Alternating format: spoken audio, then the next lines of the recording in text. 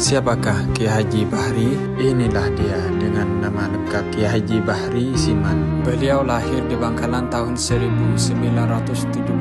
Beliau berasal dari Desa Turin Timur, Kecamatan Konang, yang kemudian berkeluarga ke Dusun Raas Timur, Desa Kelbung, Kecamatan Galis, Kabupaten Bangkalan. Beliau menikah dengan Haji Tobiatul Hasanah, putri dari Bapak Ihsan yang memang dari dulu mengajar anak-anak mengaji di suraunya. Beliau dikaruniai 5 anak yang hidup. Yang pertama, Muhammad Mahbub Bahri, alumni Pondok Pesantren Sohona Muhammad Holil Bangkalan. Yang kedua, Muhammad Asrul Bahri, alumni Pondok Pesantren Sohona Muhammad Holil dan Pondok Pesantren Lirboyo Kediri. Dan yang ketiga, Lailatul Hikmah Bahri, alumni Pondok Pesantren Sidogiri Banat 2. Yang keempat, Hakiki Bahri, masih aktif di Pondok Pesantren Lirboyo Kediri. 5, Ahmad Nasrullah Bahri, aktif di Pondok Pesantren Lirboyo Kediri. Beliau memulai pendidikannya dalam mengaji Al-Quran dari orang tuanya sendiri dengan tekun, lalu dilanjutkan jenjang madrasahnya di Madrasah Raudhatul Ulum yang